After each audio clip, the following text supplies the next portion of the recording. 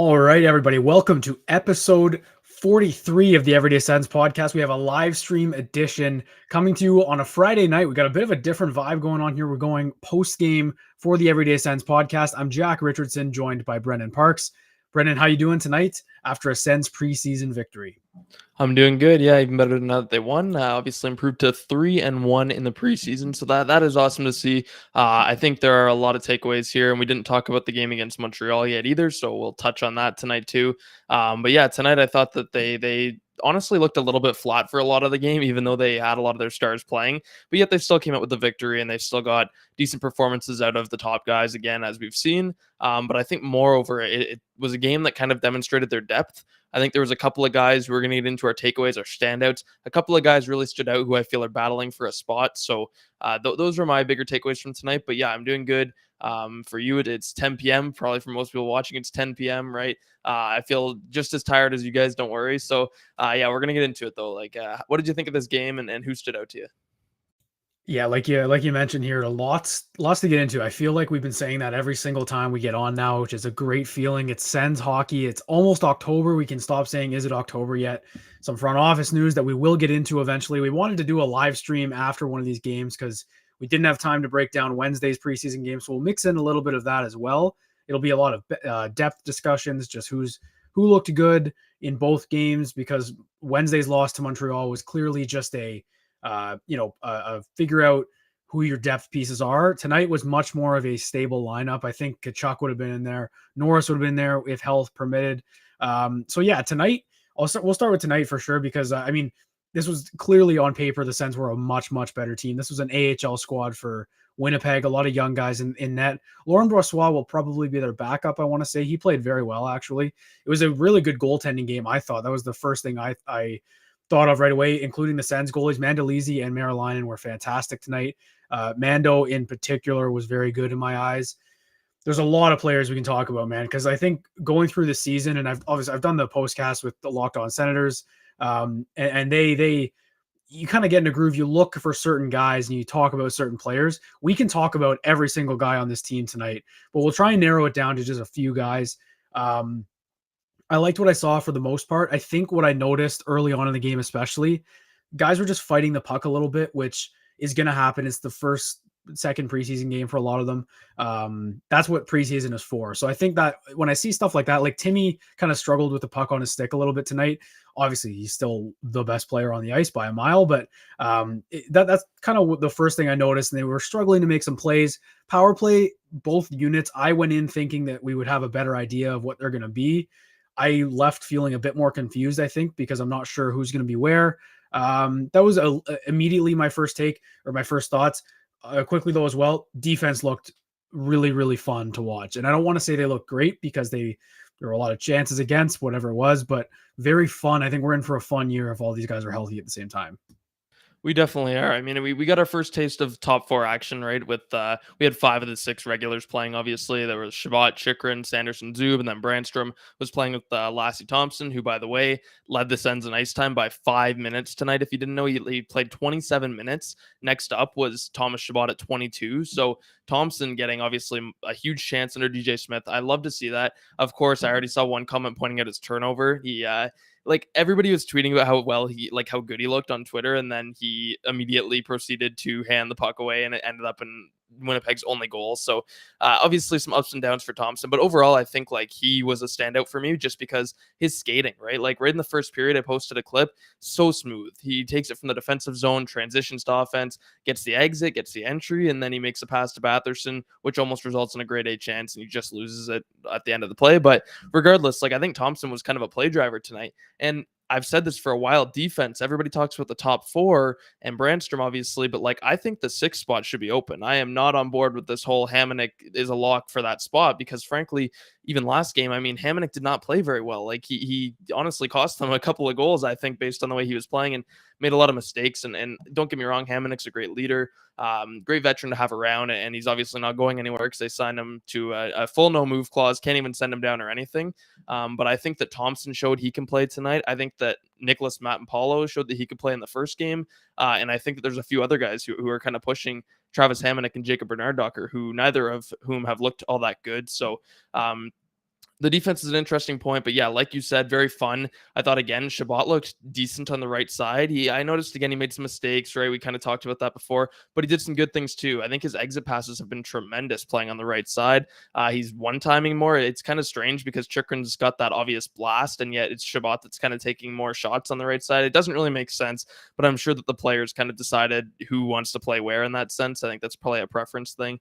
Regardless, I thought he and Chikrin looked really good together again. It's much better than the whole stack the left side and then have like compliments on the right side that they tried last year. I really like seeing Shabbat and Chikrin out there for 22, 24, 26 minutes a night. That's going to be like unstoppable. It's just so like such firepower, like they're so good both ways. And Chikrin too, by the way, scored another goal. They ruled it a hand pass. This would have been his third goal of the preseason, and it was ruled a hand pass because Yuri Shmyhal, another standout of mine, Shmyhal kind of touched it with his hand. It was questionable. I think it hit Shmyhal's blade after, and then Chikrin tapped it in. Either way, yeah, the defense was probably the biggest thing just because they look so fun and so dominant in the defensive zone as well. But yeah, I think Shmyhal, we'll get onto him because he, in my mind, has gone up in regards to stocks, whereas Zach McEwen has gone down. And McEwen tonight, I think, played the least of any Sen. He's played a few games, but he has just really not looked that good to me. And they signed him to a 3-year deal, league minimum, whatever. It doesn't matter. It's still 3 years. Like, the guy's going to be here. And we said from the beginning he should be a 13th forward. He's still been on Mark Kastelik's line the entire training camp. So I'm still thinking they're planning to play him at the start of the season. But I think sending Yuri Shmyhal to Belleville at this point, from what we've seen, would be kind of criminal. He has been like really good. He's had a role in the power play. He showed tonight there was one shift. He was using his body. He kept the puck in the zone by just literally outworking the opposition, shoving him against the wall, stealing the puck. He wins battles. He's huge. He's Hulk. Like, I'm really impressed by the guy, and I think that he should have a spot on this roster. And then obviously people are kind of frustrated with Parker Kelly too. So there's a lot here. There's all sorts of battles going on. But my point is that I think what the coaching staff seems to be leaning towards in like a fourth line of Kelly, Kastelik, McEwen, and then Hamonic in the 6th spot, and then Jacob Bernard-Docker in the 7th spot. I think all of those roles should be up for grabs. Like, I don't think that should be locked in at all. Ottawa has more than enough guys. How about Roby Yarventi tonight? Obviously not an ideal fourth line player, but he's been dominant too. Like, they have so many guys who are contributing more than the guys who are technically locks according to the staff right now, and from what we've seen in camp and lineups. So yeah, those are kind of my brief takeaways from tonight's game. And then obviously like Claude Giroux scoring just a disgusting goal. and you were right. Like, it kind of looked like Tim and then they were kind of, I don't want to say like lackadaisical, but they were kind of taking a step back from where they started the preseason. They were being a little more goofy with the puck, trying to make plays, trying to just force passes, stuff like that. Maybe the effort wasn't quite there as we saw in the first couple games. Regardless, I don't care. They still won 3-1. And even if they got outplayed a little bit, they still won. Like, that's all that matters, right? So as Tim said, it's all about winning, and they managed to win. So good game tonight and good game on Wednesday, even though they lost as well.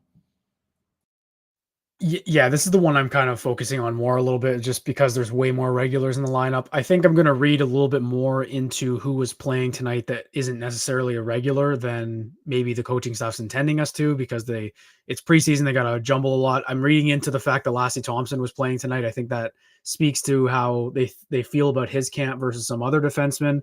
I don't know if Hamonic got banged up, but he's played once in the first 4 preseason games. Not really sure why that's happening. Maybe that's a 7th defenseman thing. I don't really know. I agree with McEwen. The thing with me, but it's really not fair to like any person battling in the bottom 6. But if you pit guys against each other, let's say, right, and we mentioned McEwen and Shmyhal, like you're getting, it's completely two completely different players in the sense that Shmyhal's making plays, right, and that's a huge asset to have. And I don't know if anything else points to McEwen being more valuable than Shmyhal right now. And I was on board with the McEwen signing, just in the sense I was like, you know what, the Leafs go sign Ryan Reeves for 3 years. Why not get another fighter, fighter who will step up when you need to, whatever it is. But that's a 13th forward. That guy is not a guy who should be on your 4th line. And I know what you mean by people playing with Kastelik kind of points to them being on that line full time kind of thing. To me, I don't know. Like, there's so many guys just in the mix, and if anything, the more the preseason goes on, it gets more confusing for me. Like, yeah, guys like Parker Kelly and McEwen haven't had the best camp so far and haven't really knocked the door down like a lot of other guys have. I thought Angus Crookshank was fantastic in the first period today, playing on that 4th line. He's a spark plug, and that's exactly what he's going to do. And quite honestly, a lot of people pointed it out on Twitter as well. he is doing exactly what Parker Kelly did a couple of years ago that earned him a spot and earned him an extension that season. He's going around hitting everything that moves. He's got the legs under him. I don't think Kelly's had the pace to do that lately. And quite frankly, I think Cruikshank's a bit stronger. It looks like he's hitting harder. So little things like that matter. And I think Cruikshank's penalty today, it was a very hard hit, probably a charge. He could have called a lot of stuff on it. It wasn't super dirty, but it was probably a penalty. But that kind of stuff is going to put you on the map if you're playing on a fourth line in preseason. That's how you get the coach's attention, namely DJ Smith. That's how you get his attention. The thing with Cruikshank too is like he's a homegrown talent kind of thing, drafted. Like they like that kind of stuff for the Sens. But like Smekel's got a place on this team as well. Igor Sokolov's been playing really well. Like there's no shortage of options, which is a really good problem to have. Ridley Gregg, obviously there's too many guys here right now. And again, just in the comments there, I forgot about a guy you mentioned him. I wanted to say a quick story about Roby Arventi, who had that quick answer goal to kind of get rid of the Jets lead right away. He scores, and my mom was sitting with me and she says, is he good? That was her question. And I'm like, I mean, yeah. But is he supposed to make the team is what she said essentially. And I'm like, I don't know, because I could see a scenario, quite honestly. Look, I like Mark Haslick. We're all on his side in terms of a fourth line center. He's a full package, face-offs, all the whole deal. But Yarventi's been playing center all of training camp, finished the year last year in Belleville at center, and actually played pretty well.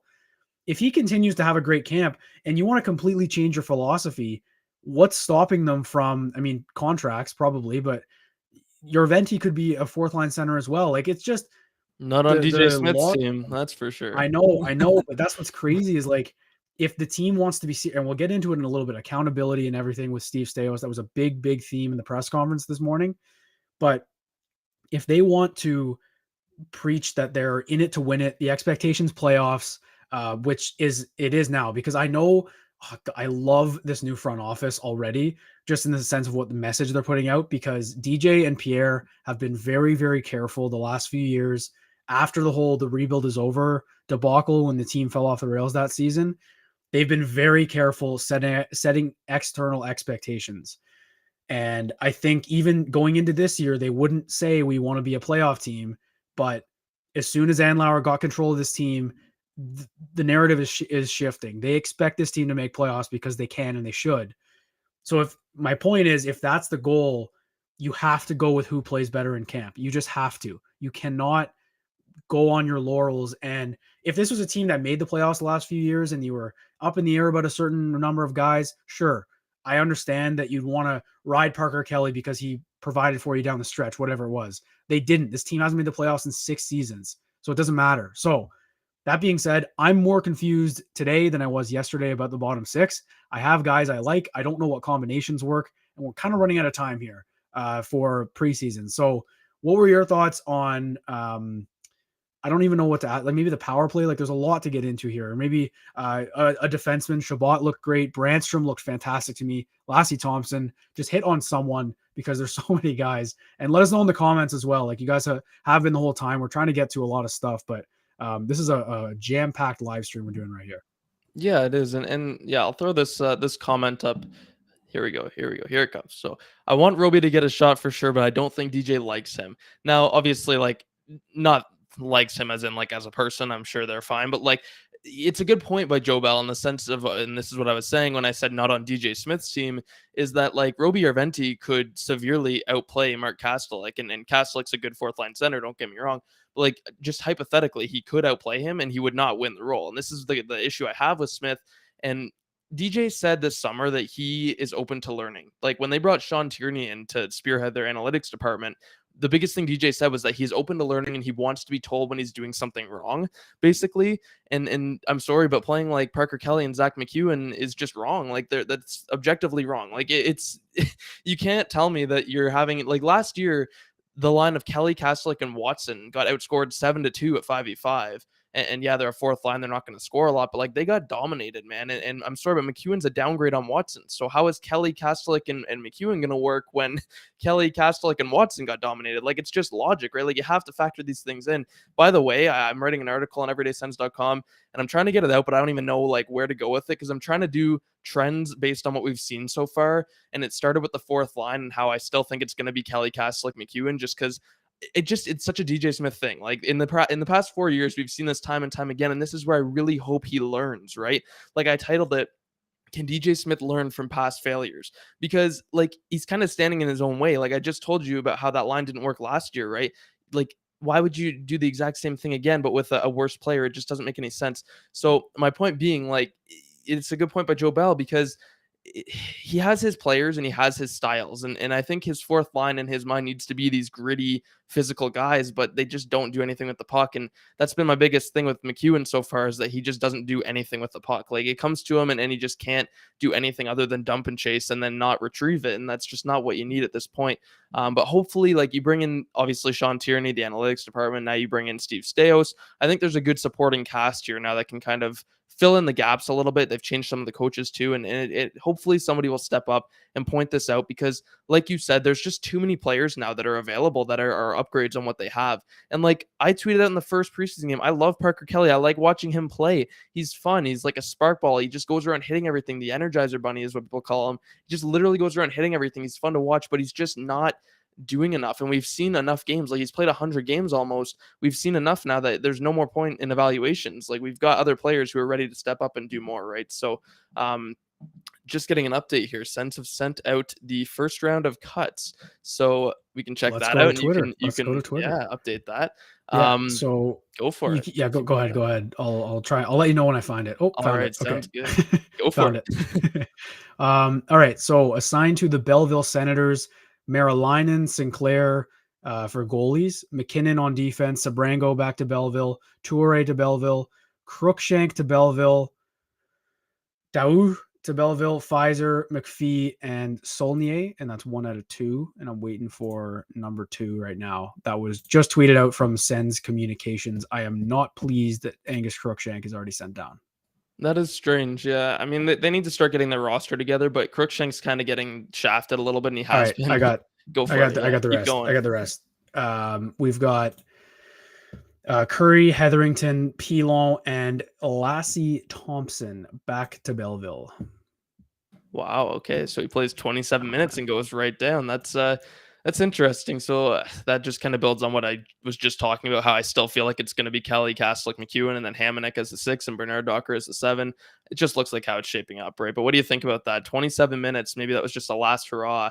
Maybe that goal he caused was just his back-breaking play for DJ and Pierre. So this is the problem with the one-way deal to Hamonic, the Jacob Bernard Docker. I mean, it's just age, right? Thompson will be in the same scenario next year where he requires waivers, but it's just a two-way contract. I think for Lassie, it's a two-way contract thing because he played great, to be honest. And yeah, the one mistake aside tonight, a little miscommunication behind the net with the goalie, with Marilainen. Like, I don't know what you can do about that, but I legit think that he deserved a second look in camp, because I highly doubt. And I like Travis Hamonic. I think in terms of the guys I have a problem with that are slated in the roster right now with Hamonic and McEwen, I can live with Hamonic on that pairing more than I can live with McEwen on the fourth line, if that makes sense, right? Because the third pair has got Brandstrom. I think Brandstrom looked fantastic tonight, by the way.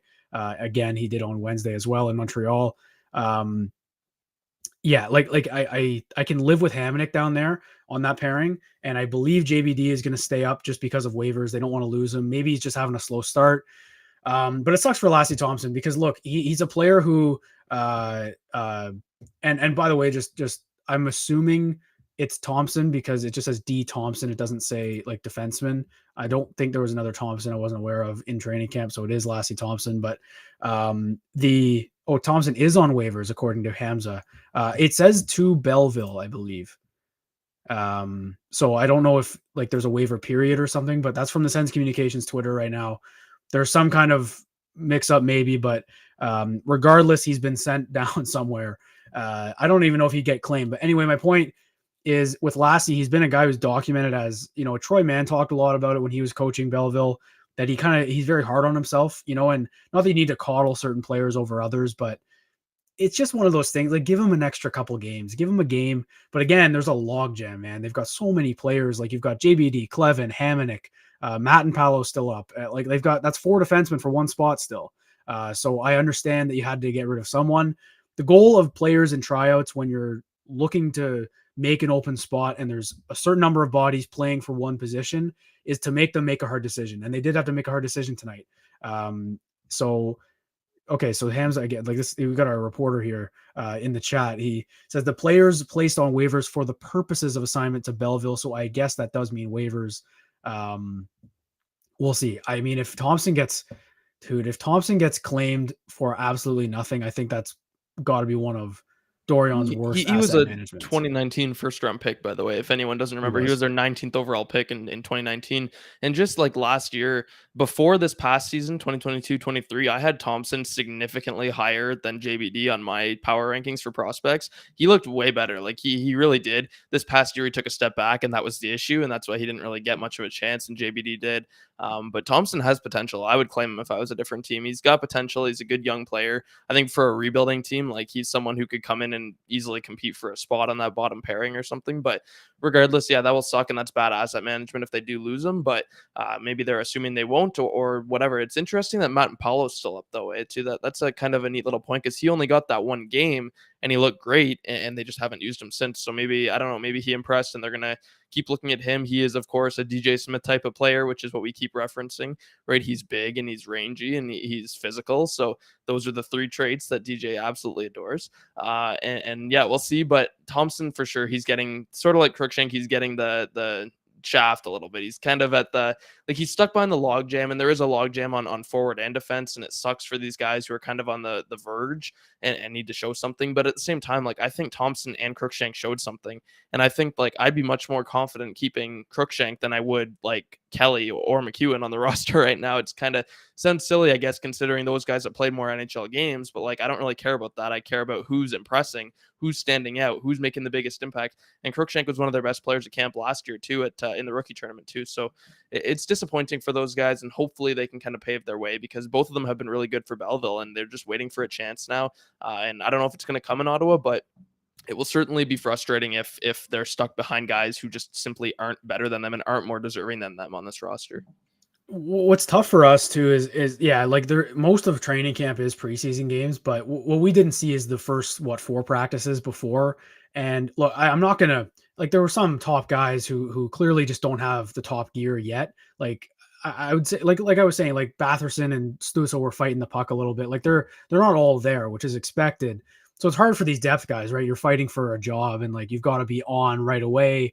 But it's frustrating when what the fans see for what did Crookshank play 2-3 games, where he looks much better than a lot of the other options available. But again, like you said, he's a victim of a 2-way contract, and Parker Kelly is on 1-way, and Mark Kastelic is on a 1-way. Zach McEwen is on a 1-way. Again, we will loop into this eventually in the show after we wrap up the roster talk and everything. Accountability is going to be a real thing under Steve Staios and under Michael Landlauer. That was the message today in the press conference. So, yeah, I'm a little bit bummed about Crookshank. I can't lie. Like Thompson, maybe the writing was on the wall a little bit. Like they added pieces, and they've got signing Matt and Palo and Hamonic, to those deals, with JBD also getting that deal as well. Like, writing must have been on the wall, to be honest. But man, after that game, he played his heart out. He really did. And yeah, he had that one big mistake, but he was flying out there, man. And I think it was worth seeing him with Brandstrom. Like, that would have been the top 6 defenseman. I think I would have been A-okay with that top 6 going into the season. So it's a little bit tough, and I'm sure that was not an easy decision for Sens management. No, I'm sure it wasn't, and of course, yeah, it's just surprising to see Thompson on waivers to me. And Crookshank, yeah, like you said, he doesn't deserve to be sent down, but there is a logjam. Whatever it is, what it is.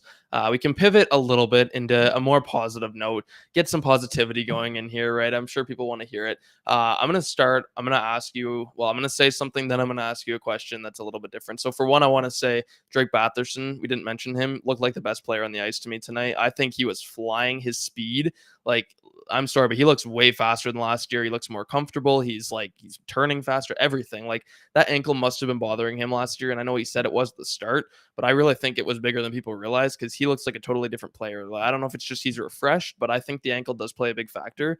If he can skate like that all year this year, I think he could be that player we saw before Aaron Dell did that ridiculous thing that took him out, right? So what I'm going to pivot into and ask you is what you thought, because it was in the chat here when we first started, what you thought about the top line tonight of Tarasenko, Stützle, Giroux, and how that kind of compares to Kachuk, Stützle, Giroux, who have been so good and proven. But I had this thought, like, Kachuk, Norris, and Batherson were so good together a few years ago, right? Like, you could reunite that line and then have Tarasenko, Stützle, Giroux, and now you've got two like really stacked top six. Like, you've got an incredible top six forward group. So what do you think about that line tonight? Their performance, obviously, they combined for 2 goals, including Giroux and Tarasenko putting them in. And yeah, like, I mean, I was pretty impressed, and I'd like to see more of it. I think this is the time to try it out, anyways. Like, that's my take on it. Yeah, I'm in the camp of I want to see more just because of the competition today. Like, they were bound to dominate puck possession. If you look at the hockey stat cards, I love checking it just for a visual. The defense for the top guys was non-existent tonight in terms of what that's telling us. So clearly they know it was a coasted preseason game, I'm hoping. But yeah, like I love the line. I do. And the like you said, the idea that you can have Kachuk, Norris, and Batherson reunited as your second line. I don't even know. Like, that's what the question mark. Like, I guess it would be. That's very appealing. I just want to see him more against other competition, aka better competition. When they go to Nova Scotia, those should be pretty full lineups for both teams. I know, especially when you play the Penguins in Sydney. I think they're playing. Maybe actually, I think that one's in Halifax. That one will be a pretty stacked Penguins lineup, I believe, because it's Sidney Crosby going to Halifax. Batherson will certainly be playing in both. So that to me, like, is a good indicator, like, to see. It just depends on Norris's health, man. It really does. And like, this all does. It depends on Pinto's contract. Like, is he going to be going out east? Like, probably not at this stage. There's just so much in the air, right? And I do like that line. I just want to see it against better competition. I liked Tarasenko. I think he's a quietly effective winger, and it didn't really look like he's not.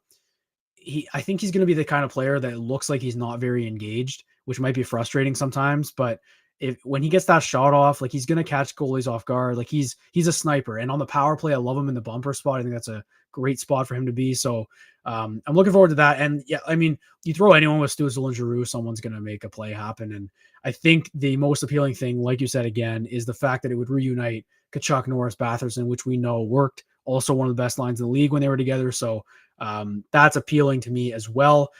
Brendan, let's take a quick little break here. I want to talk about our presenting sponsor, Manscaped. We are proud to be sponsored by Manscaped right now. Support for the Everyday Sens podcast is brought to you by Manscaped, who is the best in men's below-the-waist grooming. Their products are precision-engineered tools for your family jewels. Manscaped's Performance Package, the ultimate men's hygiene bundle. Join over 8 million men worldwide who trust Manscaped with this exclusive offer for you. 20% off and free worldwide shipping with the code SENS20 at manscaped.com.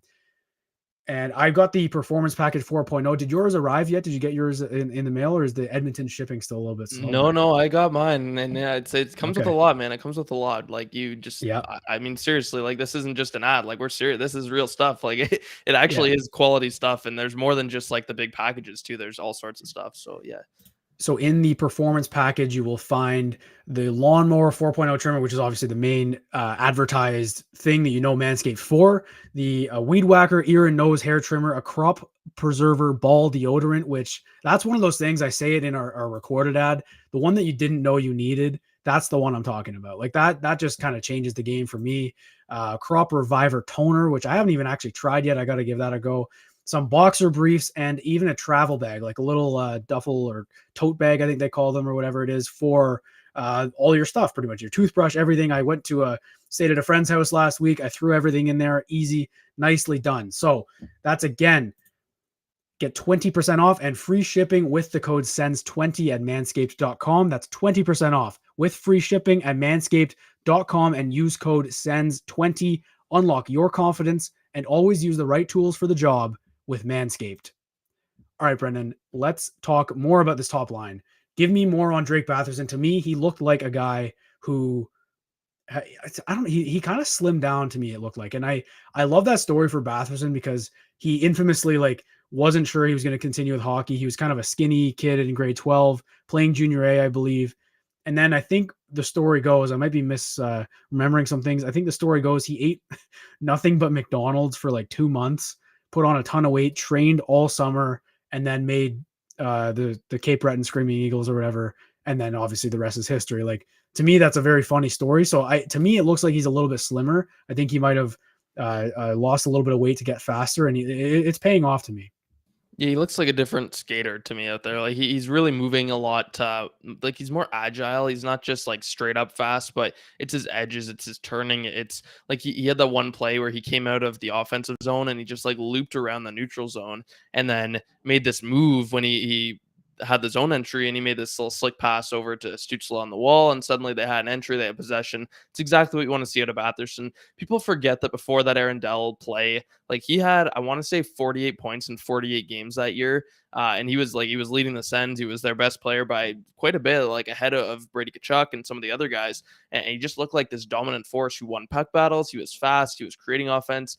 This guy's got a crazy shot. He was a shooter on the power play, which does not you don't think of him as a shooter, but I remember some really nice goals. I remember the couple during the COVID year against Calgary, he had a snipe, and the Western trip, he was just lighting it up. And then this injury happens, right? And then he just hasn't looked the same since, even though he still had 62 points last year.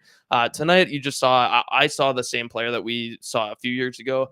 He looked like a guy that was refreshed, slim, looked like a good summer at training, and someone who's really going to come out flying this year. And he's a guy who's low key, X factor. I know we use that a lot, but it's just the sense of people almost overlook him. He's making the least amount out of their core group of players. He's only making 4.975 a year. Took a little bit of a pay cut, honestly. That was good of him. It really helps the Sens, as it turns out. But he's someone who can be a key contributor. I mean, if he can be even close to a point per game player on the second line and power play, that's huge. That's very big for Ottawa. Of course, his key this season is going to be defense. He was a -35 last year, among the league's worst. And he admitted this summer too that was a struggle for him, and that it was one of the things he needs to work on. And that's all we can ask for. If you have a bad year defensively or a bad year in any regard, if you come out during the summer and you say, you admit it, you take responsibility, accountability, especially for a young player, and he's still only 24 years old, that's exactly what you want to see, right? So I think he's going to come out this year. I noticed a few good back checks tonight. Of course, it's the preseason, but guess what? I thought a lot of guys. I thought really all of their top guys, even on defense, they look good tonight, but I thought they looked like they were taking it off a little bit, just kind of laid back against an easier opponent. I thought Batherson was still pedal to the metal. He was really grinding. He was throwing his body around. After Tim got rocked that one time, it seemed like he threw a couple big hits after that, trying to set the tone a little bit more. He was winning battles. So you just love to see that when it looks like some guys are kind of just striding around, just trying to get to the end of the game a little bit and survive. And then you see somebody else who's really going, he's pedal to the metal, flooring it. And I love that. And that's what I saw from Batherson. So he's a guy who I think really stood out tonight. And I think he's going to have a big season. And other fan bases are going to hate it because they've been using that stupid suspension joke for this entire summer. And guess what? This man's playing, so it's gonna be a fun season for him. But yeah, I mean, like I said before, I think the top six has a lot of potential, regardless of the combo, because you're either getting Tkachuk, Stützle, Giroux, which worked so well, or you're getting Tkachuk, Norris, and Batherson, and then Stützle, Tarasenko, and Giroux. It doesn't matter. This forward group, honestly, this whole team is built better than we've seen in 20 years. So I'm excited because when the Sens had their best roster of all time and they had that top four, because I know we had a post earlier this summer saying, is this Ottawa's best top four? And everybody was like, no, the Chara and the Redden and all that. We were very young, so I hardly remember those days and actually watching the games. Now we're seeing in what is in our mind, the most talented roster we've seen right on the ice as a product, not just highlights. So I'm excited. Yeah. And I think that we should probably just talk quickly too, before maybe we'll get into a little bit of Steve Staios. Maybe just Josh Bailey. What did you think of him? Because I think in my mind, Josh Bailey is coming up to the end of his PTO, and I don't think that he should get a contract, even though I think he probably will. Tonight, I thought he just was invisible again and didn't really do a whole lot. And that's like close to $1 million that the Sens just can't afford. And then maybe before we get to Steve Staios, we'll touch on Matthew Joseph as well. Yeah, God, there's a lot. We're definitely hitting over an hour on this one. I could promise that for the folks sticking around. We appreciate it. Obviously, leave a comment, a like. We'll try and interact with the comments. I think the later we go into this and the more casual we kind of get, wanted to hit on what we saw, what you guys saw. So just throw comments in there. We will keep up to date with all of them. And also just subscribe to the YouTube page. We just hit 1,100 subscribers. We're going to the moon, man. We've grown a lot this summer, and obviously this is the thick of it. This is Sens hockey right now. We're about to get going, so it feels good. So thank you for joining us, and we're going to keep the ship going tonight. So yeah, man. I mean, but Josh Bailey, I think on Wednesday he looked better than I think people might have given him credit for. Let's say, like I don't think he looked awful. I've liked parts of him. Like I don't mind him on the power play. Like he's kind of snapping it around. Obviously, you could tell he's a guy who used to have a bit of an offensive touch or was able to keep up offensively in the league. But the thing is, like you said, tonight when it's basically a full lineup, he was kind of just a little bit too invisible. Like he's not bringing that X factor on the third, fourth line that you would think. But again, like I'd be okay with a fourth line of Kaslik, Josh Bailey, and Yuri Smekal. Like I don't mind that, right? I think he's better than, but the problem there is like you're short on right wingers, but like it should be Sokolov over McHugh. Like we can go on and on about this, but in terms of PTO, I think you're right. I don't think this is a Derek Brassard situation. And unlike other years, the Sens are deep, man. Like the team they iced today would have been without Tkachuk, Pinto, and Norris up front. Obviously sub in the starting goalies, like without those three forwards up front, I still think that's a decent forward core they put out today, which is crazy to think about. So they've got tons of depth. That was without Ridley Gregg as well. Like a lot of guys, Matthew Joseph, Dominic Kubalik, so many guys. So I think three of the players we saw play on in the bottom six today maybe have a chance to be on the fourth line, like in general, right? There's so many guys left still. I'm really curious to see how it goes, but I don't see Josh Bailey being there. If it's in place of a guy like McEwen or Parker Kelly, though, then I can live with it, I think, a little bit. Because as long as they have someone on that fourth line who I can trust to make a play, like I can trust Smekal because I've seen him. Bailey, I think, can make plays with the puck, responsible plays, where it won't just be crash and bang. That's what I think about Josh Bailey. But again, like I won't be distraught either way, if that makes sense. Like I was pretty visibly, I'm sure everyone noticed there, a little bit upset about Crookshank because I was high on him. I actually really liked his game tonight, and I'm a bit disappointed he got sent down. But like, other than that, I don't think there's many other players that would move the needle for me like that. No, and Bailey, I think, along with some of these other guys, the issue is that we don't know if they can play in a gritty fourth line type of role or bottom six type of role. And that's not to say, obviously, we just said about Parker Kelly and Zach McEwen, they're gritty, but it's not just grit. It's a unique role where you have to have both attributes. Like you have to be able to be gritty and physical and big, so to say. But you also have to be able to contribute and have puck possession and be able to manage the puck. And that's why we don't like the fourth line right now. And what they're running is because they can't manage the puck and they often get hemmed in.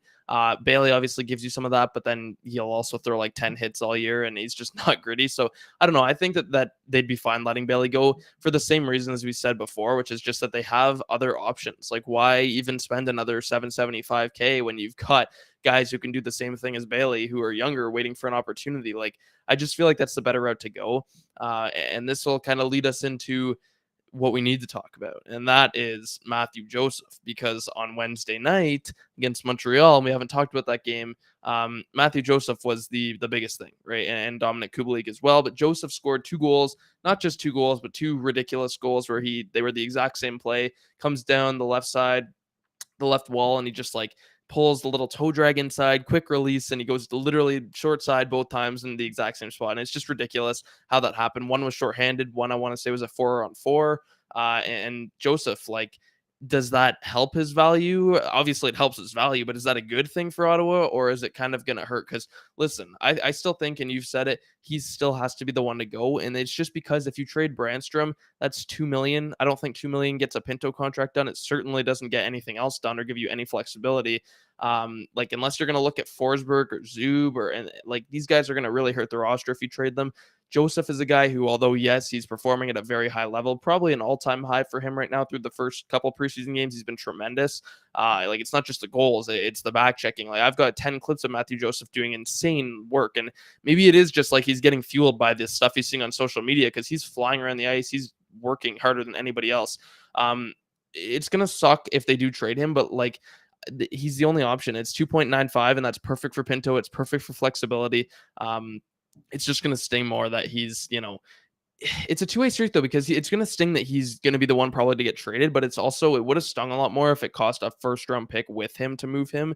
And I think that maybe if he's playing better and he's playing like this, it could maybe just, you could unload him with like a mid-round pick instead, if Ottawa's in a bind here, which they are, and teams know that. So hopefully they are going to avoid trading, a Boucher or a first-round pick, and now they can kind of settle and maybe even get a mid-round pick for Matthew Joseph, because a team like Philly sees value in him, and I think he's now showing that he can be a producer, even though he scored no goals at 5v5 last year. And ironically, he didn't score 5v5 goals last game either. He just scores on special teams apparently and shorthanded. But yeah, what did you think about Joseph's game and the pain, but also the pleasure with him performing at a high level through a couple games? I love watching him play, man. He's so fast. He just brings a different pace, and it's He's like Formanton. He reminds me of it Formanton. really is. He is, and unfortunately, not unfortunately, but for on ice reasons, unfortunately, we don't get to see them play together because, and they never really did. Maybe at the end of that last season that Joseph was traded there, but yeah, like it's almost. But I think he's more of a. It's a good comparison, but Formanton was more of a rangy skater. You know what I mean? Like he had the length and the reach a little bit with puck battles and whatever it was. He used that to his advantage when he was skating. Joseph just darts up the ice. He's so fast. And I think last year the like his leg injury, he was kind of like Zub. I think Zub and Joseph both got injured twice separately last year, and they came back from both, but they just weren't the same, I don't think. So a healthy summer for Joseph was big, obviously, and salary wise, he is the only one who makes sense to me. And you're right, you could move Kubalik, let's say, for whatever. You could probably wouldn't have to package anything. The thing is, no one's doubting that Matthew Joseph is a great player and is a perfect, like, he's not overpaid. He's just the most, roster wise, he's replaceable, and he's the most movable contract that they have realistically, right?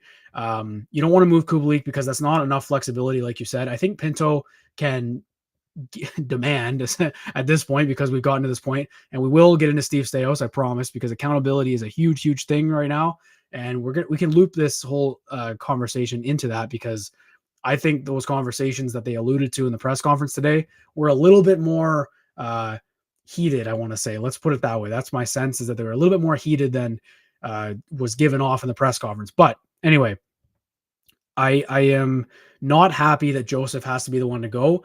I do have faith in Pierre Dorion in trade discussions. I really do. Like, look at the Chychrun trade, the DeBrincat trade originally, the actual recent DeBrincat trade, like really not that bad. Chychrun trade was fantastic. Like, he's got the balls, brought to you by Manscaped, to make trades like that. He's got the stones to do it. So maybe this is just a holding out situation, and obviously Philly's got the leverage in terms of time's on their side, but like Pierre could pull some tricks here. Like I have faith that he could. I don't like seeing Joseph go though. Huge part of the penalty kill. Really unlucky last year. Analytics pointed to him having a decent year last year. Only forward on the Ottawa Senators with a plus rating, I believe. Or no, sorry, Claude Giroux did as well, I think. He had the best plus-minus rating out of any Ottawa Senator last year, and he played with Dylan Gambrell, Tyler Mott, you name it, Patrick Brown. My goodness, dude, there's a lot of names. I was thinking about that today, the announcers and everything, and we were watching SportsCenter after, and they were going through and mispronouncing every single depth name they could think of, and I don't even blame them, man. Like hundreds of names they're probably never going to see again come across their prompter. So it's pretty brutal for pronunciations. But anyway, I should have known it was Patrick Brown. My point is, Matthew Joseph, was, I think, one of my top candidates this summer, wasn't he, to bounce back this season? I think I had him and Drake Batherson. And I mean, for whoever he ends up with, if it's Philly, if it's whoever else, the San Jose Sharks, I think Friedman mentioned, then they'll get a great player, and quite honestly could get a sweetener with him, which is ridiculous because he's a fantastic player. Yeah, he is, and I mean, if we could trade him and get an asset back, it would hurt a lot less than moving an asset, even a mid round pick. It just feels so wrong to have to move an asset, any asset, with a player who's actually a good player. Like, you know what I mean? The way I put it is you're kind of, it sucks to have to move someone, and it's like almost I don't know. It kind of just speaks poorly on Dorian to have to move, like, quote unquote, salary dump a player who's worth probably 80 to 90% of the money that he's being paid. Like, I don't think that Joseph's contract is even a bad contract. I just think it's the only one that Ottawa can really move here to make it work. And unfortunately, teams are just taking advantage of Dorian by the sounds of it. But I do agree with you. He's worked some magic in trades, and he seems to get his way in trade talks. You know, he had the whole untouchable list for Tyler Clevin, or for Jacob Chikrin, which Tyler Clevin was on. And he seemed to just like patience, right? Like, he originally said that they talked about Chikrin for like months in advance, and he just kept kind of using his little patient tactics and saying, you're not getting this prospect, you're not getting this prospect, you're not getting that one either. And eventually Arizona just conceded and said, okay, we'll take this instead. Now I think he's kind of doing that. He's kind of probably also waiting to see if someone gets hurt, which we talked about last time with Joseph too, is maybe a team suffers an injury and then they want to pivot and they acquire Joseph, right? That's possible. Regardless, you're absolutely right. It sucks to have to trade a guy who's a good player, because this isn't like Nikita Zaitsev. This is someone who would be a key contributor. Like, the penalty kill is no joke. He's really good, maybe their best penalty killer right now on a forward. Anyway, he's very, very effective at that. And obviously, just him being on the ice, similar to what Formanton was like on the ice. When he's there, the other team has to they have to adjust their style of play, because you can't be taking risks or making certain passes and seam passes when you've got a guy who's so fast who can absolutely burn you if he gets one little touch on the puck. So not having him there is obviously going to suck. And that's another thing, by the way, with the bottom six discussions we had earlier. They have to be able to play on the penalty kill. I know that they're using Tim on the penalty kill too, but they need someone like Kubalik's not going to play on the penalty kill, right? Like Joseph Wood. That's kind of the toss up between them. And again, I really don't think you move Kubalik. I think the two, he obviously makes less than Joseph and he'd be easier to move, but at the same time, like, he's a more effective player. I think you need his depth scoring. The depth scoring was such a major killer last year that I'm not even willing to get rid of it again. But I am dying to see a third line of Joseph, Kubalik, and Pinto. That is my dream third line, and unfortunately, it doesn't look like that's going to happen. So hopefully, Ridley Gregg is ready to go and can take that spot. But I don't know. I mean, maybe they find a different way. Maybe they do some crazy magic and they trade Artem Zub or something. Like, who knows, right? But regardless, yeah, I think we can kind of turn this into Steve Staios and his expectations, because he was obviously hired as Ottawa's president of hockey operations today. And finally, we have someone in that role. It's been I don't even know how long it's been. It's been way too long since we had a president of hockey ops. And Steve Staios was someone who was rumored right from the day Andlauer came in. Obviously, 1,001 NHL games played. He's been a player development for Toronto. He was with them. And then he's been some sort of like coaching roles. He's been in general manager roles in the OHL. He's been in literally every type of role. He was a special assistant to the GM, Ken Holland, in Edmonton this past year, and just like glowing, how do you, like, I don't even know, like, everybody loves him. Like, everybody around the league speaks very highly of Steve Staios from since he was a player to now as a manager and as everything he's done. And he seems like someone who's really going to bring I guess like a professional aspect to the Sens. Their front office has been such a convoluted mess for so many years now. And they even kind of spoke about it today, with Pierre Dorion going as far as to say that he's been, quote unquote, almost begging for help in the front office, and he hasn't gotten any of it, which is just another wild quote from Pierre that I like. Actually, it's kind of funny and true. But yeah, now he gets that help with Steve Staios, and of course Staios is not the GM. He's not replacing Dorion. He's going to be above him and kind of managing the longer term things. But Dorion's managing the day to day. I still think he's going to play a big role in regards to player evaluations. And I'm sorry, but you get that feeling like he's probably kind of projected as the long-term replacement for Dorion, if need be. So you obviously wrote an article, your first article on everydaysens.com. Check that out if you haven't. So you broke it down. I mean, share your thoughts, because you had more time today. You broke every aspect of Staios down, and I want to hear it here on the pod. Yeah, I had a lot of thoughts on this. It was a nice piece of news this morning. I was doing the AM traffic for CFRA this morning. Left the building and I checked my phone. Steve Staios, president of hockey operations. It was a bit of a surprise. I'm not gonna lie, and I guess it was kind of a we knew like there was something there. He wasn't on the Oilers website anymore. He was dealing with family issues though. His wife, I believe, was a little bit sick, but yeah, so he accepts the role. This was the plan all along, I believe, for Andlauer. He was attached to him, rumored with him in the summer. And the history with these two is important to study, in my opinion. I didn't really include this in the article. Again, go to everydaysens.com, subscribe to that as well to get that analysis of the hiring. But in that article, I didn't allude to this, but it's part of it, and I think it's important to remember. So Andlauer bought the Belleville Bulls in 2015, then that year relocated them. So he bought the Hamilton Bulldogs, right? Moved them to Hamilton. Steve Staios is from Hamilton, and he at that point was working. This was when the Leafs had fired whoever was the coach before Mike Babcock. So it was in that weird time where they had an interim coach. So Staios was helping with player development at the time. Went onto the bench and served as like an interim assistant or something like that for the last few games. Then he leaves the Leafs after being an NHL player to go to the OHL. And he talked about it in his press conference, right? He talked about how people told him he was crazy for going to an OHL franchise, right? To work with Andlauer. And I think they had a few dealings here and there, but he gets hired as the president of Hamilton for the Bulldogs in 2015. The next year in 2016, I'm not sure on the dates, but the next year in 2016, he assumes the role of general manager as well as being the president. Keep that in mind, folks, because I think Brennan mentioned it as well. I believe that is going to happen eventually. That's pure speculation, but I think writing on the wall, there's that picture of during the game tonight of Andlauer and Staios talking over in the corner and Dorion just writing down his notes. Obviously, I'm not going to read into a little interaction. Andlauer was beside Dorion. He was at the press conference today. I'll get into Dorion's quote as well, because that's important to think about. But regardless, once Staios was the general manager of Hamilton from 2016 until 2022, they won 4 championships together in a span of 4 years, or sorry, 2 championships in a span of 4 years. They won in 2018 and 2022. That's 6 years total as a GM. 2 championships in the OHL in that span is more than impressive. Basically doing it with 2 brand new teams. And look, like you said, and I know we've got the picture. We'll throw up the picture. Just if people didn't catch it live, this is the one we're talking about. It was a video, I don't know, like 5 seconds. Staios and Andlauer just chatting it up, obviously just talking. And this is kind of I don't know what the word is for it, but it, kind of funny. I'll put it like that. But the thing with Staios, like you said, it was a sense of professionalism, and I included this in the article. To me, it felt like it was a sense of professionalism that I haven't felt from the Sens front office since Brian Murray was there. Since his passing, I haven't really felt that the address to the media, like the seriousness, and it's not a knock on Pierre Dorion, because again, like it's the media side of things is a very important part of being a general manager and being an owner, being a head coach.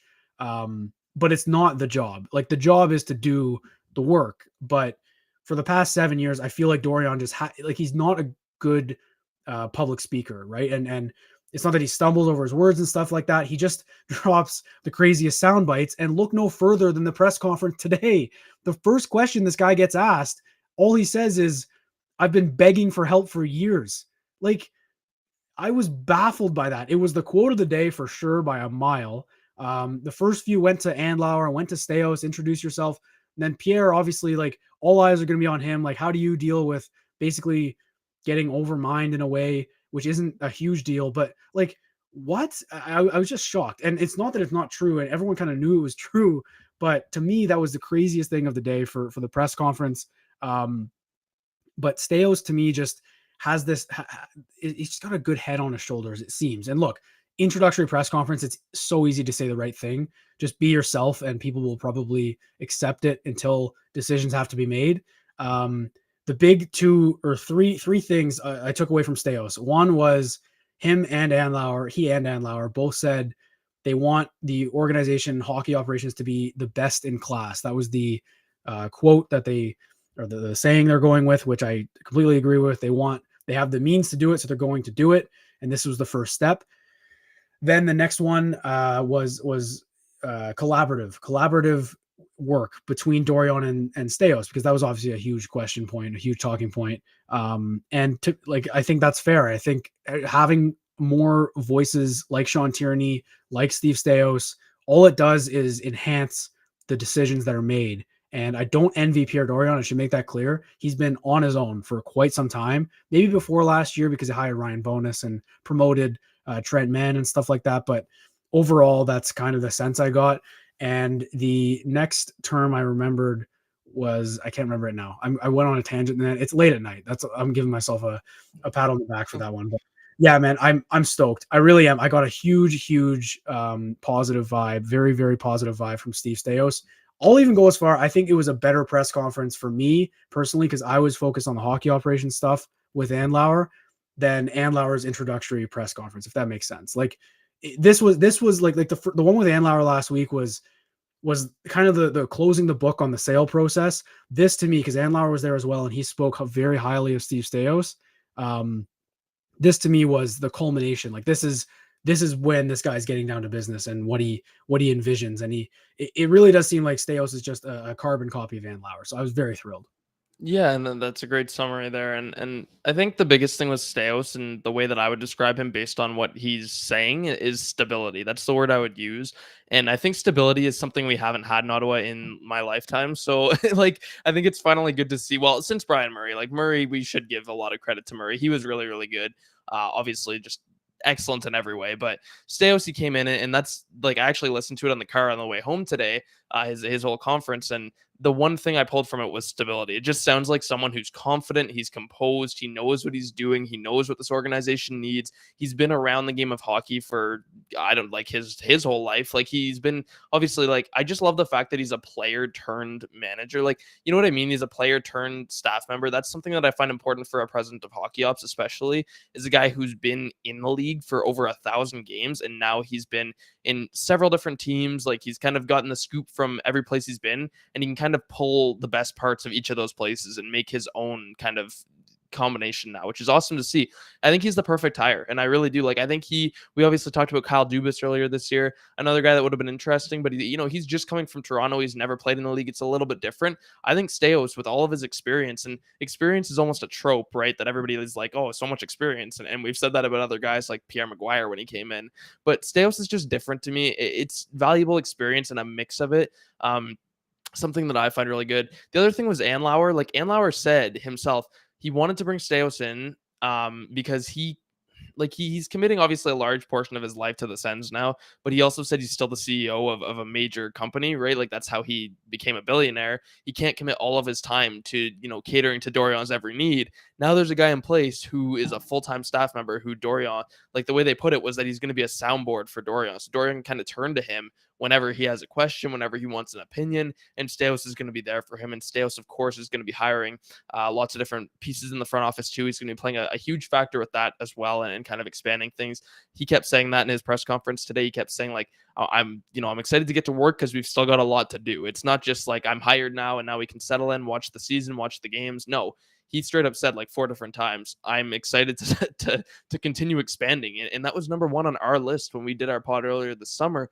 I think we had a pod that was titled like our priorities and our list of what they need to do with new ownership. Number one on my list, and I think you agreed, was that they need to expand the front office, and that's everything, right? That's pro scouting. They've addressed that. I'd still like to see them hire a few more scouts because they're still pretty shallow, and I'm sure they will, but they've addressed that. They've changed things up there, right? They've spearheaded an analytics department now. They've got Sean Tierney in there. That's a huge hiring. Now they've got a president of hockey ops, not just anyone, like a very good president of hockey ops on paper anyway, and from everything he said.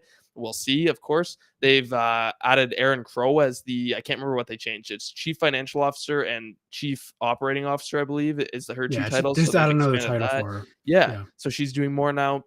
Like they've already made, Andlauer's been in for like a week, and they've already made several moves now. Like the front office looks a lot more refined than it did even a couple weeks ago. So yeah, I mean, I loved Staios. I loved his composure, and yeah, going back, it's just stability. And that's what Ottawa needs. Ottawa does not need someone who's flashy. And I think Dubas would have been like the flashy type who would have been constantly in the media. You'd see pictures of him all the time, and he'd be fun and he's young and you know whatever else. But I think Staios is the calm, just stable, maybe behind the scenes a little bit. He's not going to be out there all the time. Guy who runs the show in the background, and he's okay with being in the background from the sounds of it. He doesn't need to be in the spotlight. Like it's the same with Andlauer. They're going to be in the background. They're not going to be these owners and president of hockey ops who are constantly in the media. And I love to see that because these are guys who we just rely on for stability. So that is my keyword for this pod. It's stability. It's just bring stability to Ottawa. We haven't had it in I don't even know if they've ever had it really like behind the scenes, but they have it now. And I think that Ottawa, as Andlauer put it today, there are brighter days ahead for Ottawa, but I think they got a little bit brighter hiring Steve Staios, who just presents as a perfect fit for the Sens. He really is. And just pointing out here, Windsor Sens guy there in the comments, we did talk about Lassie being waived. We talked about Crookshank being sent down. We broke down the entire game we just watched. This is a bit of a post-game breakdown / Steve Staios reaction. Kind of wanted to merge them both together. Another thing with Staios, just like we can keep going here. I'm not in a rush to get off here, but the thing with Steve Staios to me, like I was skeptical, I'll admit, when we talked about it in the summer and like talked about Kyle Dubas and all the potential front office moves. There's a parallel universe out there where Ryan Reynolds is the owner and Kyle Dubas is the president and GM. And I agree, it would have been a lot flashier, a lot more national headlines than they're getting already. I don't think I would hate it. And hey, Windsor Sens guy, don't worry about missing it. It's okay, man. You can rewind, you can watch it, listen to it tomorrow when this audio drops as well. It'll be on Spotify and Apple and everything. Don't worry. There it is. There we go. We got it all. No, we don't go anywhere, especially even if the live stream ends, we're still around.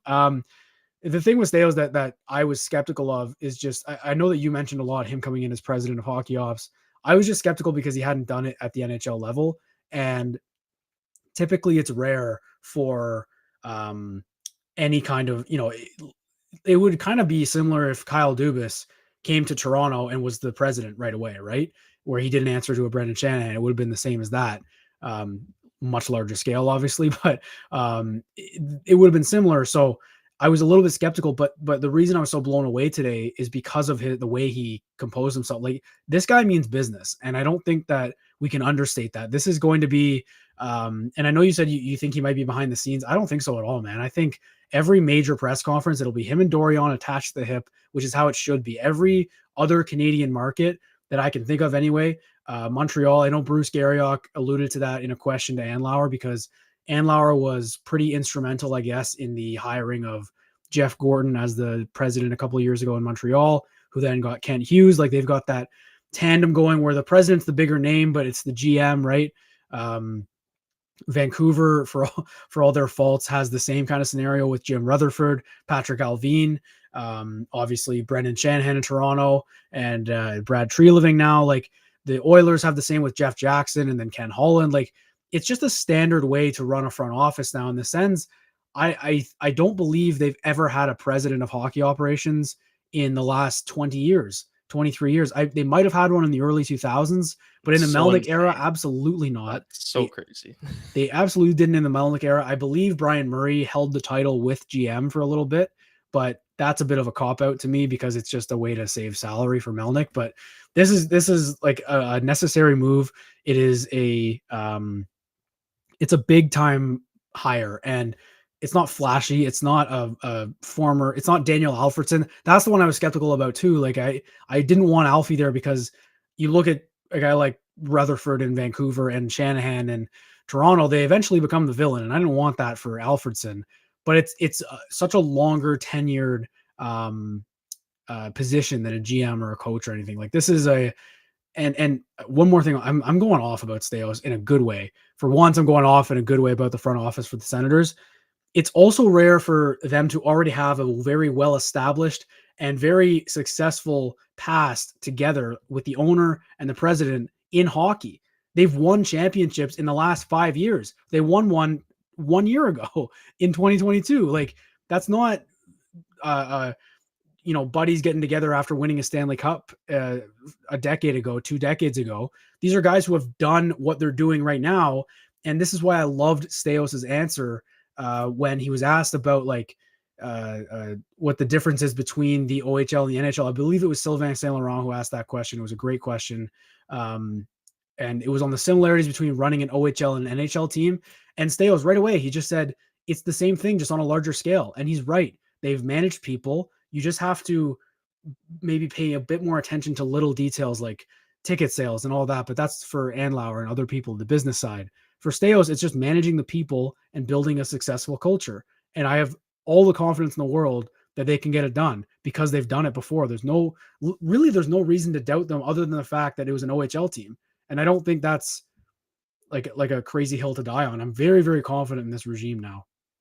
Yeah, and I think regardless of OHL, NHL, and yeah, Staios said it's two different things, but at the same time, it's hockey, right? And it's they know the market, they know what they need to do, and even with it being the OHL, they've both been around the NHL. Like we've talked about it, right? Andlauer owned 10% of the Habs or 20% of the Habs for several years, like for a long time. And no, he's not the full owner, but he's still around the game. He's still seeing it, and the Habs are a massive franchise. He's still seeing how that's being run, right? He's there and he's taking part in the meetings. Like they've both been around the game and at the NHL level, and to just see them succeed at the OHL level. And I loved how Staios put it today. He said, obviously the players were one part of their champions because they did win the two titles very quickly in their little time together in their whatever, however many years it was. But he referenced like the people, right? It was the culture, it was the people. And that's something that I really like to hear because you can credit the players all you want, but at the same time, like there's so many people behind the scenes who get no credit, who play a major factor, right? Like he literally pointed out, like, I think his words were from the people who sharpen the skates to the number one center is how he put it. Like they all play a role in our success. And he also said, like, it's not lip service when he says that Michael Andlauer and himself, they both have a strong belief in like caring about their people and their staff and the fans. Like it's not just lip service, they genuinely do care. And that's the other vibe along with stability that I got from Staios and Andlauer too, is that it's not fake. And I think there are a lot of press conferences in sports in general, not just hockey, where you'll listen to an owner or you'll listen to kind of the higher ups in the organization talk, and you can just tell that they're saying, like, they're giving standard answers. They're just kind of doing a media session to do a media session to have that kind of lip service is a good way to put it. And you can just see through it, right? You can read between the lines. I think the Sens had that for a really long time, where you can read between the lines and you can take these like little shots here and there, right? You can just pull them out of it and see that they're not really caring. I don't get that at all from Staios and Andlauer. It's the complete opposite. And I love that he referenced it today. He was so transparent in this interview that he had. Like, it was really, really refreshing to hear because he really gave us insight on everything. Like, he gave us insight on why he took the job, how he feels he's going to excel in the job. If you haven't watched it, it's on the Sens YouTube, 28 minutes long. It's really worth your time. Great questions, of course, too. And yeah, I mean, that was the biggest thing, stability and the fact that they genuinely care. And that's so, like, I don't even care about Ryan Reynolds anymore. I was very disappointed when Reynolds dropped out and that whole thing happened. Like, I was upset. I mean, I was really looking forward to that. But now seeing how it turned out, I have to say, I could not care less about Reynolds not being the owner, and obviously Dubas coming into, like, I don't even want the flashy stuff. I want the stability, and I want the genuine passion and care. And I think too, just seeing Andlauer already expanding and spending money on these types of roles, because obviously it costs money to hire a president of hockey ops. It's pretty significant money. I think that's a good sign, right? That's a sign that he is going to stick to his word of, like, he doesn't care about spending money. It's about winning.